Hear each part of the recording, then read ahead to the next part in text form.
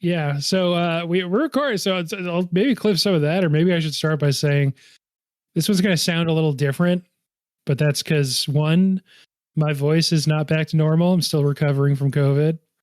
And also, Anthony, you're on a phone, but it actually sounds pretty good, I think. I'm on a phone in a room.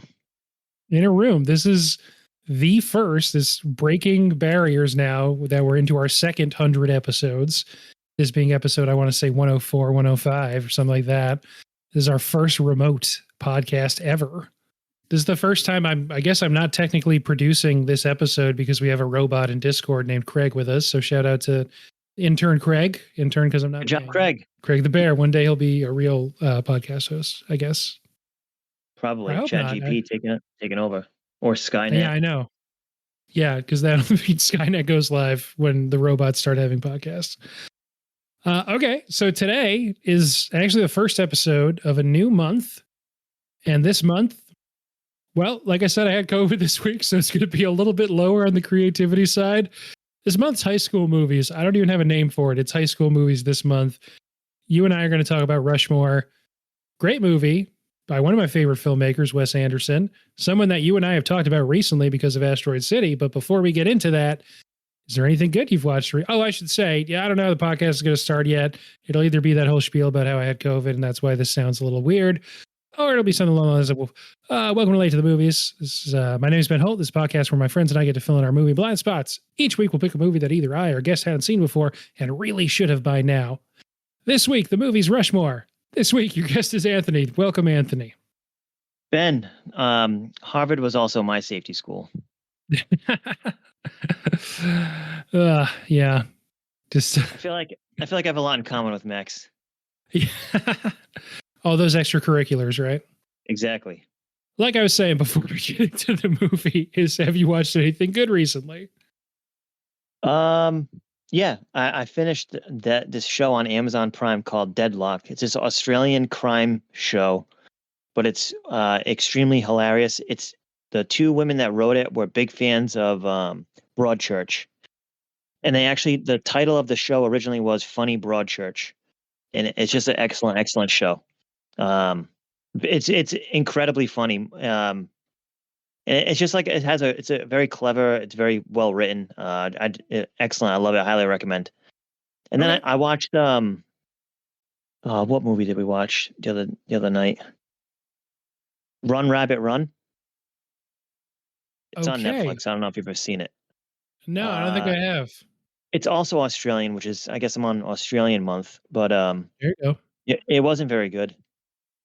I wouldn't recommend that. And then I watched the remake of this classic film called I don't know if you've ever seen it, The River Wild, with John C. Reilly, Kevin Bacon, and Meryl Streep.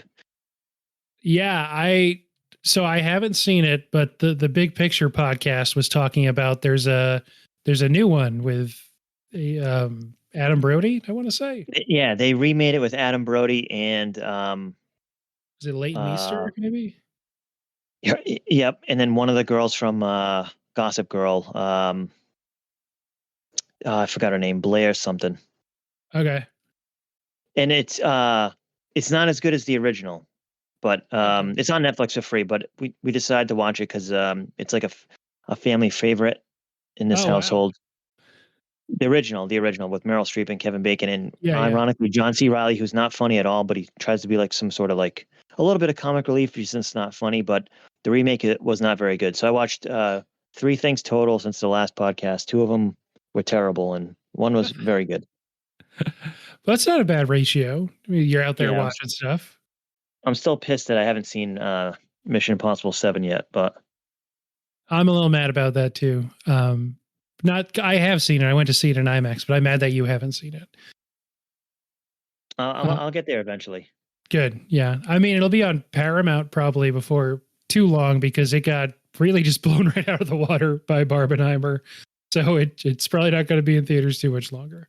Well, you know, a movie I want to see is I went to the movies last Sunday.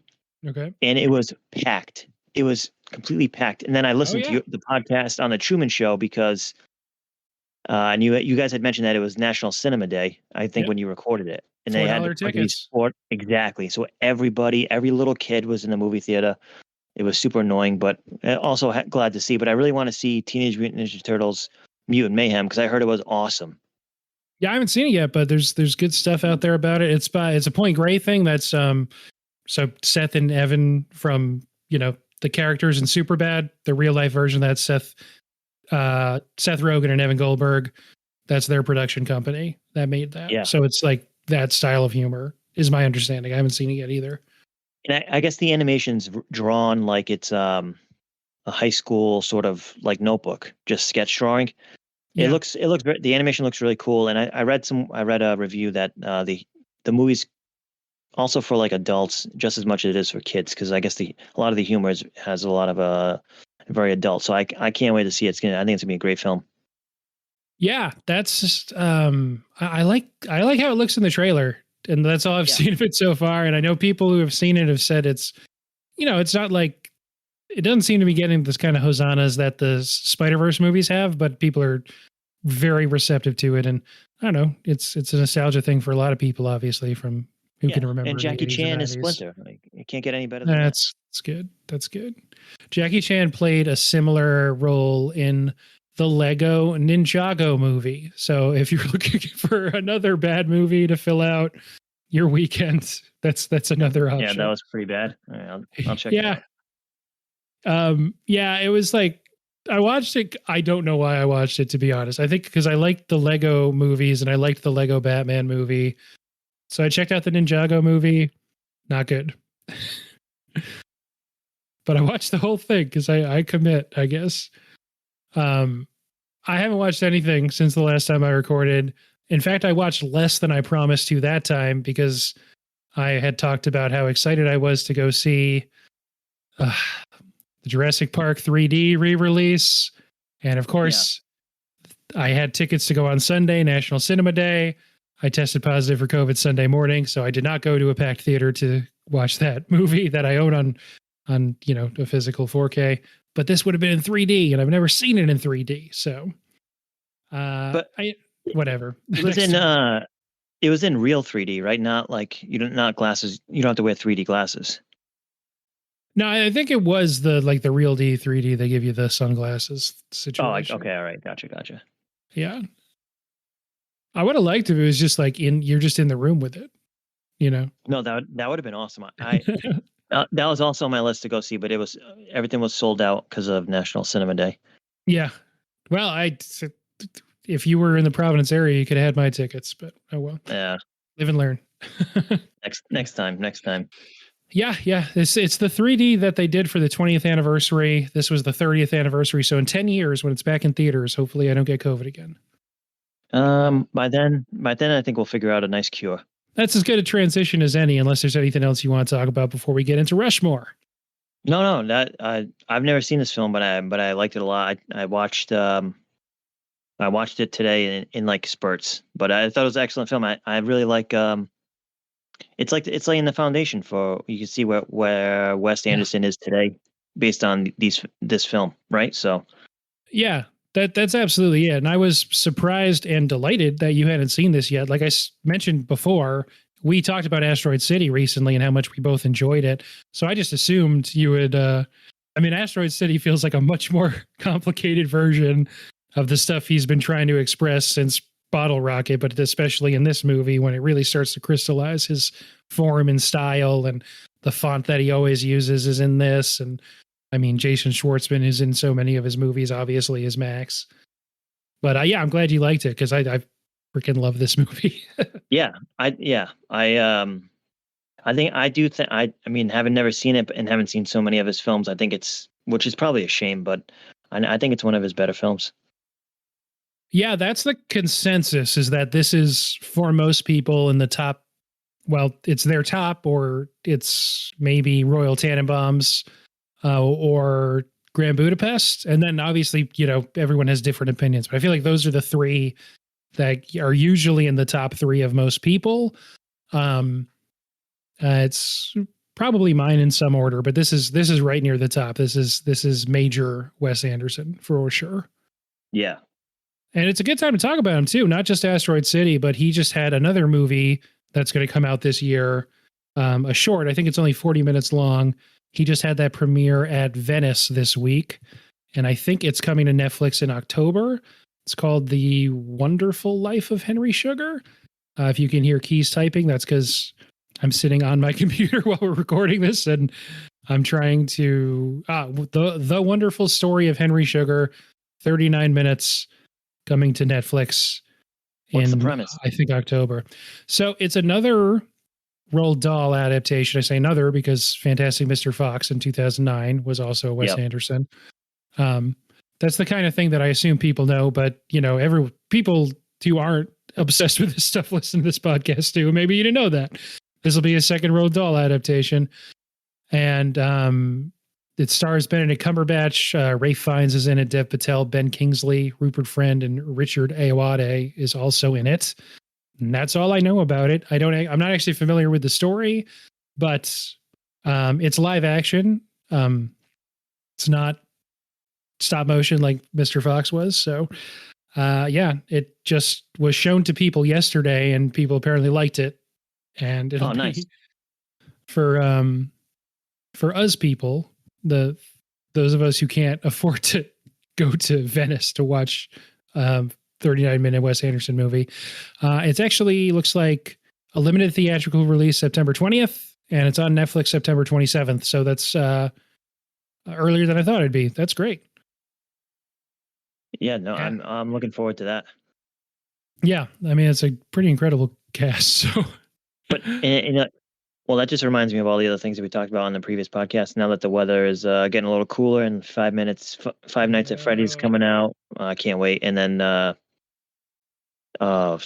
Hercule Poirot and his Haunting in Venice. Yeah, so many good films coming out in the fall.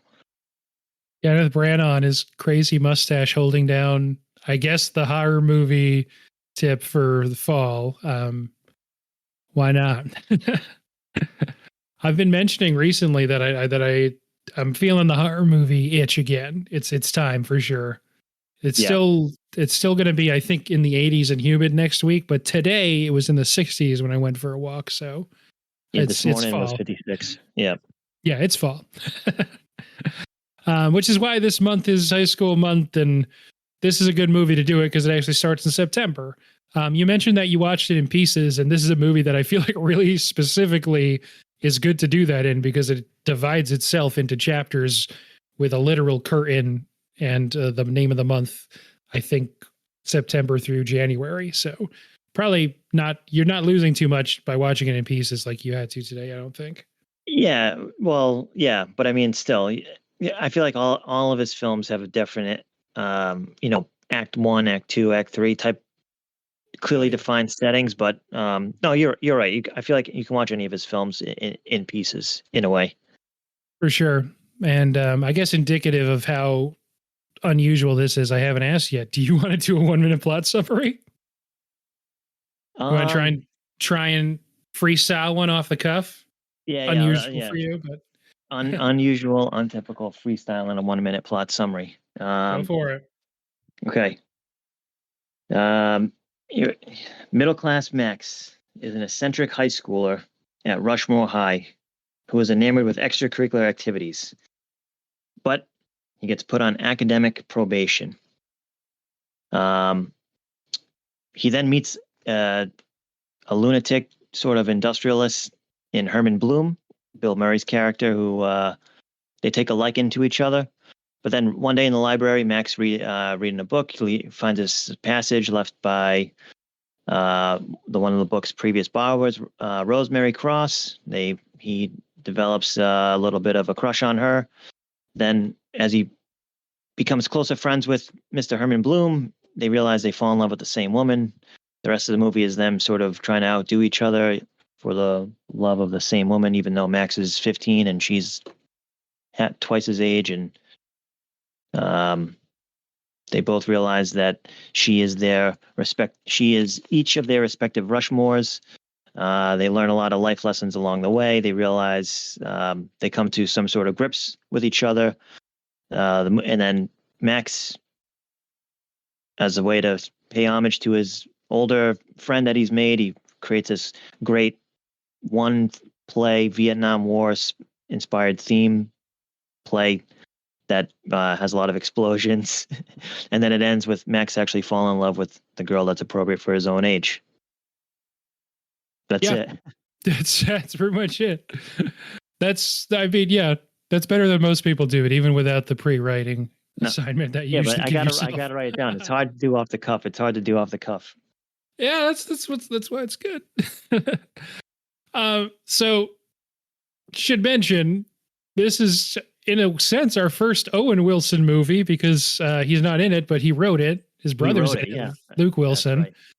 And Wes Anderson and Owen Wilson co-wrote it, and I guess it's mostly somewhat autobiographically, or at least inspired by Owen Wilson's own upbringing in Texas, where he was expelled from his own prep school and had his own crush on an older woman and lots of ambition, but lack of academic motivation. That fits for what you'd imagine Owen Wilson was like as a 15-year-old. Oh, yeah, for sure. Just that slack jaw sort of maybe wise ass. Oh, yeah, exactly. Yeah. But man, I wish he would still write, and I don't know why he doesn't, it feels like neither of the Wilsons work with Wes Anderson anymore. They're doing their own thing. It's fine. Well, but he made that movie that's based on Bob Ross in a way, and I heard it was terrible. Yeah, that's true. Yeah, he's got to get back on the set with Wes and work out whatever issues drove them apart. I don't know that there are any. They just don't work together anymore, and I feel like they should. I think what happened is Owen Wilson became an A-list actor in comedies and made like actual mainstream A-lister money and didn't need to make indie movies anymore. Maybe. Right. He became too big for the small screen. Yeah. They consider Macaulay Culkin before finding Jason Schwartzman. This launches his career, and he's been in a ton of other Wes Anderson movies, but this, I guess you'd say, is one of his 3 starring roles in Wes Anderson movies, with Darjeeling Limited and most recently Asteroid City. And it's not this is his first time on film. I'm pretty sure. Yeah, this is a discovery of Jason Schwartzman, and what a role to kind of debut in, because it's, you don't know how much of it became persona and how much he actually brought to it, but it is a lot. It's a lot of the affectations he's carried in a lot of other roles he's had, even not with Wes Anderson. But he's awesome in this. Just watching Asteroid City, I was just reminded of like, wow, is Jason Schwartzman in Asteroid City? Is he just doing a rendition of himself in Rushmore? That's what I thought watching this film. Kind of. I mean, it's all very self kind of reflective. It feels like when they work together, and there's also a part of it that's pretty much every Wes Anderson's protagonist, or at least every Wes Anderson story, someone's mom's dead, and or their partner's dead, or they have a parent that died, or a spouse, or whatever. Right. Like that's present in pretty much all of his movies. Maybe not Fantastic Mr. Fox. I don't remember, but still. Well, doesn't the cousin that comes to Fantastic Mr. Fox? Oh, right. His the parents cousin's there for some reason. You might be right. I don't remember. So both the Wilsons and Wes Anderson, they all went to these Texas prep schools. Wes Anderson's from Houston. I think the one that Owen Wilson got kicked out of, at least, is in Dallas, but they're all Texas guys. That's one of the, I guess, people who are only familiar with Wes Anderson more recently are surprised to hear he's, a Texan and not some baguette-toting Frenchman, I guess. Yeah, probably that too. Yeah, right. Some hippie from California. He strikes you as that a little bit, but no. Yeah. And then I guess we probably should talk about Bill Murray also. This is the kickoff of his successful second career in indie movies, pretty much. Right. But who is not in this film is the alien in Asteroid City. Oh, Goldblum. Yeah, they hadn't made that connection Jeff Goldblum. yet, I guess. Yeah. No, yeah, right. They're not friends yet. They're not friends yet. There's definitely people in this movie that I wish were like the Goldblum and Willem Dafoe, you know, 8th or 9th builds, but has a couple great lines in every Wes Anderson movie thing. Brian Cox is in this movie. Yeah. Most recently seen as Succession. He always has a great ensemble. Bill Murray in this, like you said, is Herman Bloom. He liked the script so much that he worked for scale. Wes Anderson estimated that it was around $9,000. Really? And he just wanted to be in it. Yeah. Yeah, he's the best. He gives the best. His like, you know, his like diatribe in the beginning when he's talking to the Rushmore Academy students, and he's basically like, take dead aim on the rich boys, because why not? Yeah, I like that. That's you got to do it. And then he says they can buy anything, but they can't buy backbone. That's one of my favorite lines in the whole film. And Max is the only one that applauds. Everyone else is kind of just like, that was weirdly aggro for morning church. Yeah, right. Well, because everybody else is rich, and these two bond over their middle class upbringings. Yes. Should probably mention, so Jason Schwartzman was a discovery, but I kind of remiss in not mentioning he's actually a Coppola. Wes Anderson met him at a party because of Sofia Coppola, Jason Schwartzman's cousin, which is Francis Ford Coppola's his uncle. Talia Shire's his mom. Nicolas Cage is his cousin. So it's not like he came out of nowhere, but still, for the first time on screen, what a great role to sort of get to play. I didn't know that I didn't know he was a Coppola and Nick Cage was his cousin. That's awesome. Yeah, that must be really, really fun family reunions. I know, right? Any reunion where Nick Cage is at has got to be pretty cool. Yeah. Sofia Coppola has a new movie also premiering at Venice, Priscilla. In case you wanted another Elvis biopic, but not really, because this one's about Priscilla and is not sanctioned by the Elvis estate, and they can't use any of his music. So that probably is a good thing, right? That probably means it's good. No, I think that means it's going to stink. I like Sofia, so I hope it's good. But anyway. Yeah, we'll give her the benefit of the doubt, but I don't know. The Elvis, I don't know, estate doesn't like you getting into the whole she was 14 when they started dating thing. Yeah, right.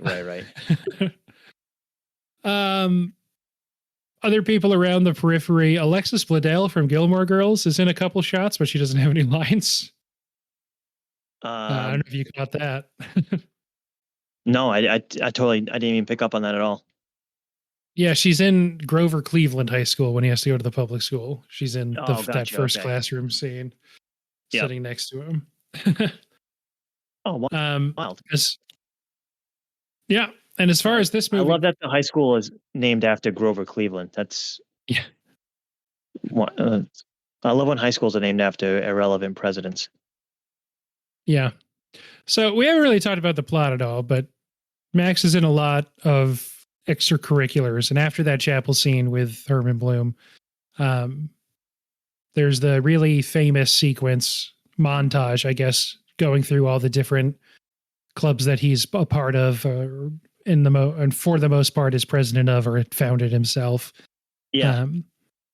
And I had a roommate in college that had a poster of I don't know I should have kept it in mind, the racing club when he's sitting on the go-kart. Which isn't like a particularly called out part of it, but that's the poster he had. So there you go. Well, it's just very funny that. It's extremely funny. Yeah. The whole pacing of this movie and the way it's edited is, well, I guess it's sort of a consummate indie movie, but it's also just sort of off kilter. It's in this kind of heightened reality that is still so much more grounded than where Wes Anderson is working today. But it's nice. We've been saying that this is the emergence and really solidification of a lot of his tendencies and stylistic hallmarks, but it's still so grounded in an only kind of heightened world that it doesn't it's not as out of nowhere when it hits you with like an emotional gut punch. All his movies have an emotional gut punch. Right. But this one is more just like, yeah, this is just a sad kid. And you're never too far from the fact that this is a sad kid who doesn't really fit in where he is in the world. But he fits in enough to, or maybe he's just relentless to make all these clubs and have people join him. Yeah. Yeah. He keeps making maybe because maybe he's as a middle class kid, he has to figure out how to make friends or maybe overcompensate for not being rich. That makes sense.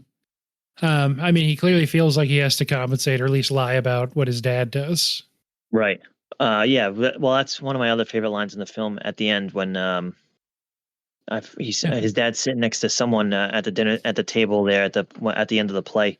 Yeah. And the guy says to him, "So I hear you're I think he says, I hear you're a neurosurgeon." He says, "No, I'm a barber, but people confuse me. People make that assumption frequently," or something like that. Yeah. That's Luke Wilson, and when people are starting to dance, kind of. Yeah, exactly. Yep. That's Seymour Cassel, who plays Bert, his dad, the barber / neurosurgeon, who's just wonderful. He's not in this movie that much, but he's just a really kind of, I don't know how to really phrase it, but a very warm presence and a kind of unusual like father presence in movies like this, I feel like. And this is way later, but the scene where he and Herman, Bill Murray's character, finally meet is one of like really understated, but just that's one of the emotional gut punch moments. Yeah. When you see Herman is just sort of figuring out everything about Max and like putting together all the pieces. And also Herman's been in such a bad place, and this is clearly the first time anyone's been nice to him in months. Right, exactly. It's just all good stuff. And we're skipping around a lot, but I promised that this would be a short episode, so I think that's okay. We don't need to go step by step through this, but I do want to mention a couple things. Max, despite not fitting in that well, has something resembling friends in the form of Dirk, a younger student who has a hot mom. That's not that's just in the text of the film. That's how all the students see her. And there's kind of bullies. There's a Scottish kid who's here, I guess. Of course, the Scottish kid is a bully, right? Yeah. It's because he has an accent. Right. And he has like a cauliflower ear. He looks like he's been boxing for years or something. Right. Yeah. Right. Cinderella Man is a student at the school. Yep. And then because of a handwritten quotation that Max sees in a book about, oh my God, I'm blaming COVID for forgetting the Sea Explorer. Yeah. Jacques Cousteau. Right. Yeah, of course. Jacques Cousteau. The only Sea Explorer people come to mind. Which is, when I saw that scene I'm like, oh, here's The Life Aquatic with Steve Zissou. Here's the exact basis for it right here. I thought that was pretty cool. Yes, 100%. There's so much about like ocean exploring that's just books people are reading in the background that you're like, oh, okay, this is just a thing that he's already interested in here. That character that wrote that quote is a first grade teacher, Rosemary, played by Olivia Williams. And having not seen this movie before, that whole plot line it's pretty weird. Well, I was trying to figure out too, like, is this, I know this is kind of based on Owen Wilson's life, but I don't know. Did he have I guess he had a crush on one of his teachers and he's just sort of writing it out. Right. And that's not, that's not an unreasonable thing to maybe it's understand. Cathartic. Yeah. Right. Yeah, exactly. But yeah, there's a couple scenes on rewatch that are a little tough not to fast forward, but that's right. Mostly when, the dinner where Max gets drunk, especially, but pretty early on, Max is just sort of obsessed, infatuated with Rosemary and starts like trying to stock all her aquariums. After the library book in Jacques Cousteau, this is when he gets kicked out of Rushmore and he has to attend Grover Cleveland High. I like that he tries to sort of start a fencing club by himself. That's just it's not even really a scene, just when the basketball team comes in. and then he's right. in his, I know there's a word, but the fencing uniform on the payphone out in the hallway. Yeah. No, it's just so funny. But the one thing about this film is it's not as maybe colorful as some of the other Wes Anderson films. It still has the sort of setup to it. Yeah. But Asteroid City had a lot of sort of bright. Well, maybe because a little different takes place in the 50s in the desert. But I remember too, just like French Dispatch and Oh yeah. Grand Budapest, and just like the sort of like the more of the stop action and the colors really popping out. And I think this one just seems more muted to me. Really? So yeah, I mean, I totally agree. And he goes to Royal Tannenbaums, I believe, next, and then you're into full color coding. Ben Stiller and his sons all wearing the red tracksuit stuff. Right. But this is, I feel like it stands out even so much more because I guess because they wanted to be true to their own upbringing in the sort of industrial wasteland of suburban Houston, but there's just so much sprawl here that's just concrete and old factories, and that's not at all what you associate with Wes Anderson today at all. Like exactly what you're saying. That's a good way to put it. I think yeah, that's better than what that's a better way to put it. Yeah, it's more industrial. For sure. Yeah, there's so much of it's them hanging out in like huge parking lots, right, that just go on forever outside of old huge buildings that some kind of factory, you can't even tell what anymore. And I don't know if it's ever clear exactly what Herman Bloom's company is doing either, but it's definitely factory stuff. Yeah, well, we'll say oil. Yeah, I'm sure it's obvious to people who know that stuff better than me, but it's not clear to me, and the movie doesn't make it clear. It's not important. Right. He's got $10 million. He doesn't really know. Exactly. Funnily enough, that's the budget for this movie as well. So like you said, he gets kicked out. He's over at Grover Cleveland. That scene in particular, when he's in the fencing garb and he's on the public phone, worth calling out, because that is, of course, the scene when he's talking to Bill Murray, that Bill Murray jumps over the fence, walks through a small children's basketball game and blocks a shot while on the phone. So random, probably the funniest part of the movie. Yeah. So totally random, but very, very Wes Anderson. Very, yeah. It's just very kind of just happens, deadpan, matter of fact, even in the physical comedy. And this is Bill Murray, of course, walking up to the school in supposedly the middle of a weekday to spy through the window on this first grade classroom for his 15-year-old friend. Yep. Through all this spying and trying to patch things up between Rosemary and Max, Bloom ends up falling in love with Rosemary, because they all start hanging out. This is one of the kind of vignettes in the movie where they're playing tennis together and they're doing trips and outings as a weird pair, not even pair, as a weird group of three completely different people. And they end up kind of falling for each other, and that makes Max really mad, and that leads, because he lied about Dirk's mom, Dirk tells him, and then there's a prank war for a little while. There's a lot of stuff that just kind of happens, and then it's done happening, and then it moves on, which I guess is a little bit true of how a 15-year-old might perceive the world also. Yeah. Well, who's the one that discovers that Bloom and Rosemary? It's Dirk, right? He discovers that. Dirk. Yeah, Bloom and Rosemary. Yeah, and then because Max picks on him, says something about his mother that his mother hooked up with somebody or something like that. Yeah. Well, so he claims to the Scottish bully that Dirk's mother gave him a hand job. Oh, and right. Yep. And then Dirk finds out about that and is mad. Yeah. So Dirk wants to take revenge. I love that. The letter that he writes him, where they were skinny dipping and giving each other hand jobs. Yeah, right. Yeah. But when Dirk takes revenge, though, that's when the escalation starts of the sort of like the prank war, because then Max tells Bloom's wife that he's having an affair. Then now he's going through a divorce. And then probably the funniest part is when Max gets arrested for cutting the brake lines on Bloom's car, and then the car spins out into the middle of an intersection. And when Bloom calls the cops, he's like, "Oh, I know exactly who did it. About 112 pounds, dark hair, glasses." And then, so he like, pegs him for the crime.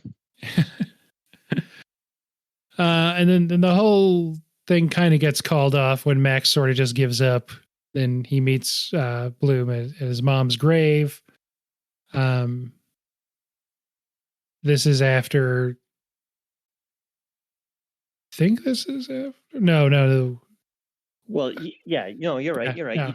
He does eventually give up. He tries to get he tries to take the pictures of Rosemary and Bloom, but then she resigns from Rushmore and the school in general. Guggenheim. He learns from Guggenheim that she resigned.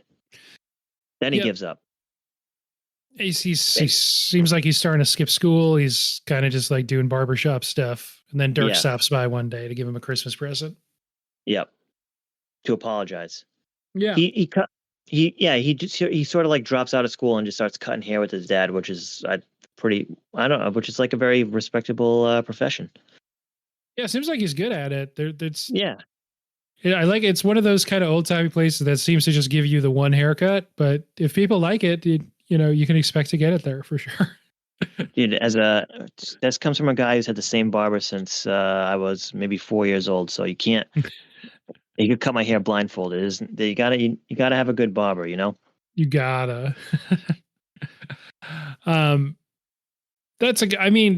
Goes without saying these are all good scenes, but just to give a little commentary after promising we weren't just going to go through the plot. It's all good. I like the scene where he's like kind of giving up on the prank war at the grave, and he tells him I was going to like drop that tree on you. It's all very matter of fact, and just right. Yeah, that would have pancaked me. Yeah, yeah. It's it's the Bill Murray and interacting with kids thing that's sort of always golds. That he just doesn't treat him like a kid; he just treats him like an equal, and it just works.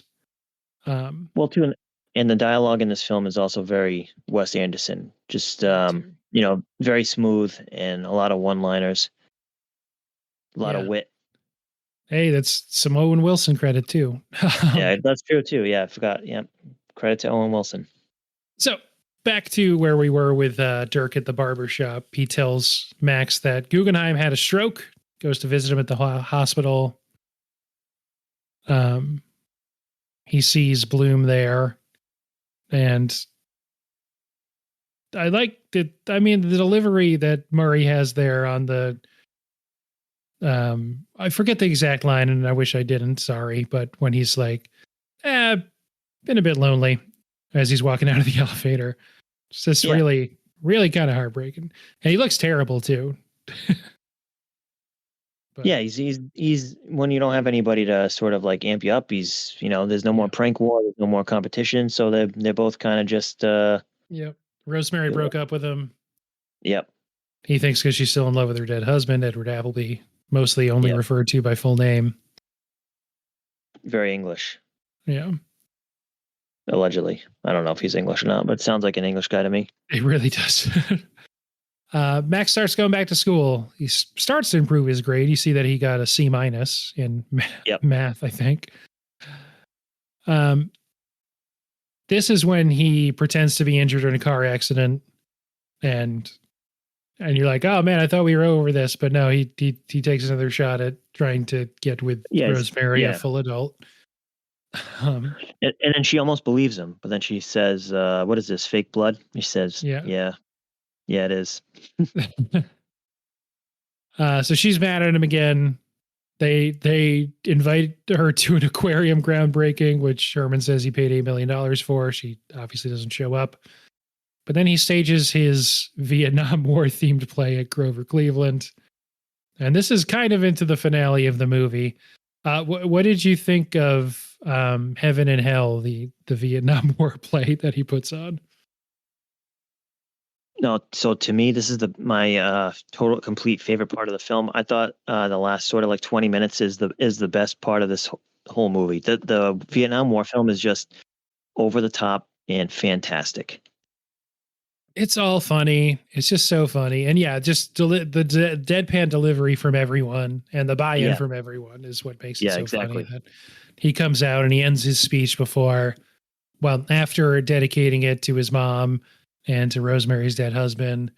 He says, "Oh, and there's ear protection and safety glasses under your chairs if you need them." And Yeah. within the first, like I think 10 seconds of the play, everyone puts them on.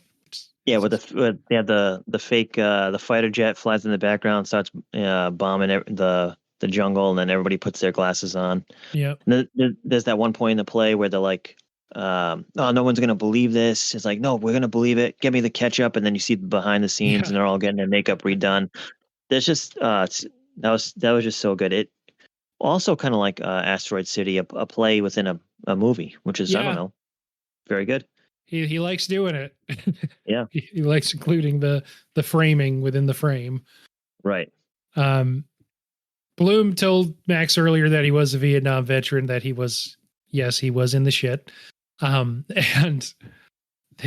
he seems to be pretty into it. At intermission, he kind of reconciles maybe with Rosemary. And then as it ends, he seems to be extremely touched by the play. Everyone seems to love it. It's They I like get the standing ovation.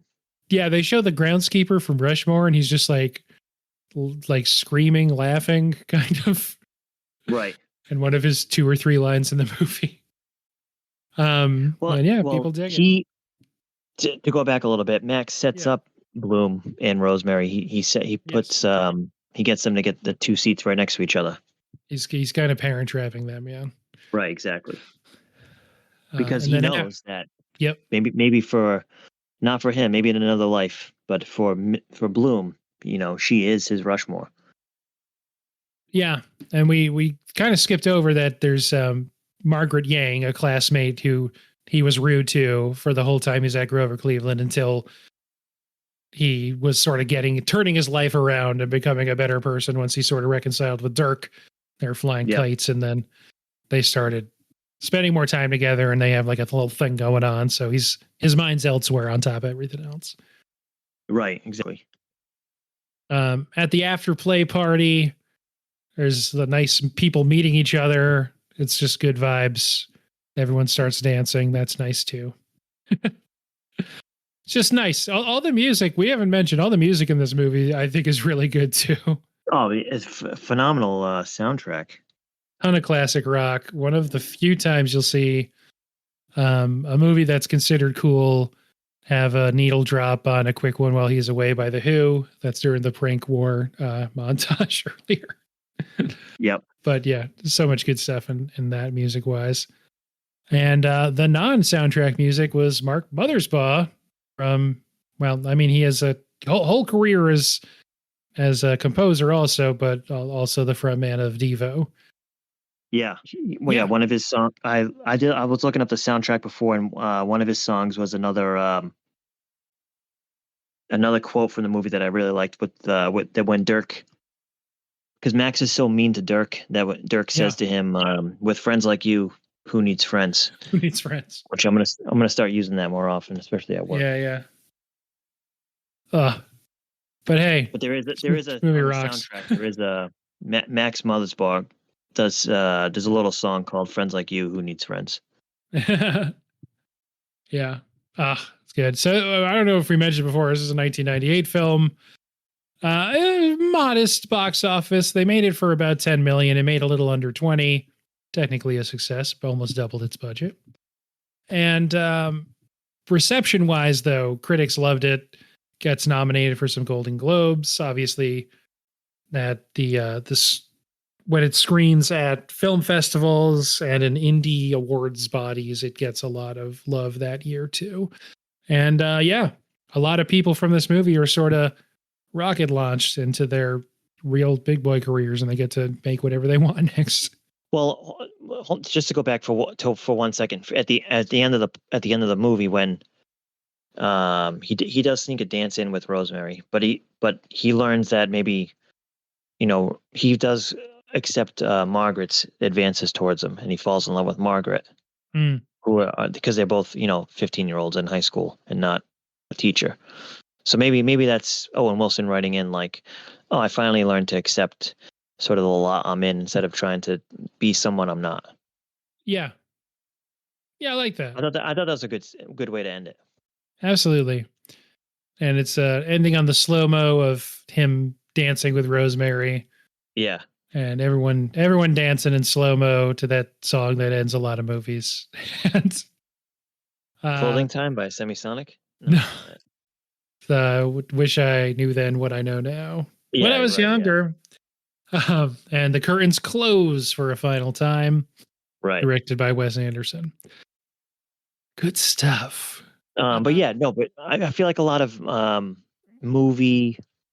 like Wes Anderson makes movies for people who really like movies. I feel like, so even though like Bottle Rocket bombed, people are like, oh, this is the next big thing, and I think real movie insiders really like Wes Anderson for that reason.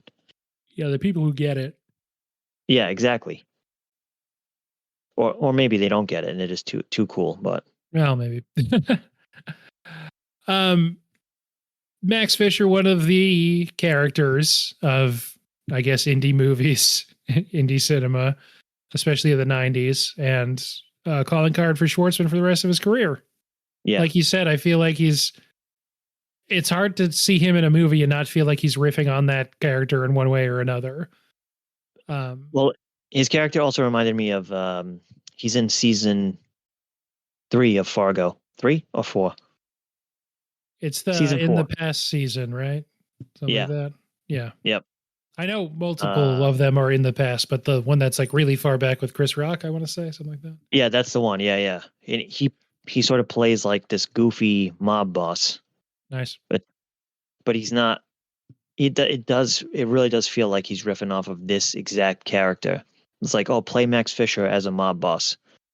Okay. Yeah, or Wes Anderson's like, hey, play Max Fisher as as a New England camp counselor in the 60s. Yeah, right. in the couple scenes of Moonrise Kingdom that he's in. It's just always good.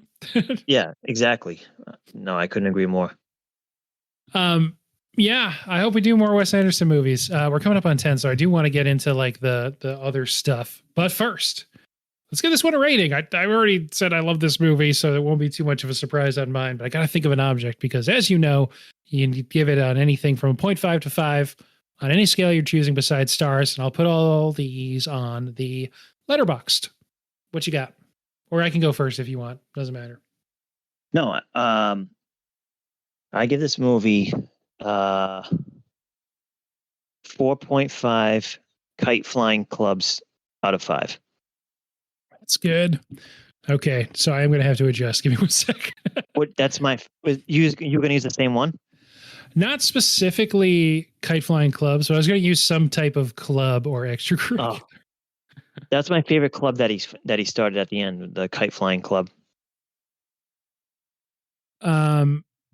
This one for me is 5 punctuality award pins out of perfect. 5. That's a good one. Yeah, that's another good scene. Like here's the punctuality and what was the other attendance, pin? I think perfect attendance pin from Rushmore. Yeah, pick which one you want. And Bloom chooses punctuality. It's just good. Yeah. I don't know if we hit this enough, but this is, I mean, I think all of Wes Anderson's movies are funnier than people who haven't seen them realize, but this might be his funniest, or it's up there for sure. Yeah, maybe Grand Budapest is funnier, but that one also has Nazis and, sadness. Well, they're all incredibly funny and sort of like a hidden, in my favorite type of humor, sort of this hidden, sarcastic, witty type. Just I mean, it's not like laugh out loud funny, but it's clever and very makes you think kind of funny. Yeah, in the fake play, the fake staging of the fake play within the TV show that makes up Asteroid City, the character that the character that Scarlett Johansson is playing says something that I think is somewhat self-parodying from Wes Anderson when she says to Jason Schwartzman's character, like, I think we're just people who don't know how to emotionally react to anything, but we don't want to think about it, or something like that. Yeah. Goodness. Yeah, exactly. And both very funny, but also pretty accurate. That's a lot of his characters. Yeah. And I've been like completely addled and not sure if I've strung any sentences together this whole time. Hopefully I did. Before I let you go, though, I'm going to try and string together this month thematically. It's going to be all high school movies. So let's go with this. If there was a movie made about your time in high school, who would you want to play you? What actor? And I guess to be fair, it can be like an actor from any time period. Like if you want to say like Matthew Broderick in the 80s or something, it doesn't just have to be today. That's what a random. That's a good one. That's a good one. It would be That's all I got, man. It's got to be this. Napoleon, the guy from Napoleon Dynamite.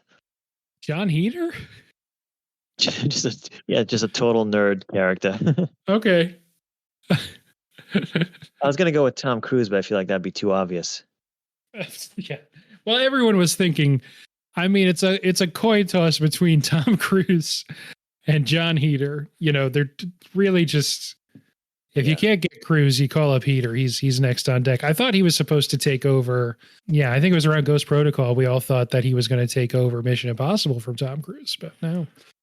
Right. To re-answer that question, I think it would be Michael Cera. That's a good one. Yeah. I think that's a pretty good character for me. Not that I knew you when you were in high school, but I'm assuming you're thinking maybe specifically about Superbad. Yeah, or just Michael Cera or Arrested Development, maybe. Hopefully. Yeah, exactly. A little like a mix of both. Mix of Superbad and Arrested Development. Okay, I can see that for sure. Wasn't going to do this, but hard for me not to take Jonah Hill now. So I will say Jonah Hill. In any of his school age things. He made Accepted, which is about college, I think before he made Superbad, if I'm not mistaken. But somewhere in that area of Jonah Hill. You would take the Jonah Hill from Wolf of Wall Street? That was your high school experience? Women's shoes, yeah, just on Quaaludes crawling up, trying to crawl up the steps. No, yeah, I could see you as like the stat guy in high school, just doing sabermetrics at lunch. I wish more just comic relief, I think. Yeah, that'd be funny. That'd be a funny pick. Yeah, I'll go with that. All right. Anything else we want to say about this movie, or I guess movies in general? No, I think this was a great film. I can't wait for the next anniversary month that I can use this one as glad this came around so I could watch it. Yeah. All right. Well, it's episode 200 that'll be coming to you. I think I worked out that it was like late spring, early summer 2025 or something, if we keep going. Yeah, so, well, why not? It's not like we're going to run out of movies. No, I saved Latin. What did you ever do? It's a good note to end on. So this month, high school month, trying to not just make like, kind of buzzy high school comedies. And instead, I think this is a different vibe. I don't know if it'll be next, but I know we're doing Carrie. That's definitely a little bit of a different vibe. That's what I've got confirmed so far. We're going to throw a John Hughes in there because we gotta. I just don't know which one yet. Yeah. Yep. And then speaking of Jonah Hill, I'm kind of hoping to do 21 Jump Street. Everyone I know has seen it, though, so we'll see what happens. Anyway, thanks, Anthony, so much for being on. Thanks for working through this sort of weird setup. I think it worked out. I guess I'll see if Craig did his job and recorded everything. Well, yeah, hopefully he didn't erase it all. And if he did, I really apologize because this episode will never be heard. We'll see what happens. Into the ether. Into the ether. But hey, it was good to talk to you about Rushmore, even if no one else ever hears it. Thanks, Anthony. Hey, no, thank you. You can check out our link tree on linktr.ee/late to the movies. All the links are there. I'm too tired to do anything else. Have a good night, I guess. tpublic.com. Buy some stuff. Buy some stuff. Thanks, Anthony. Thank you. See ya.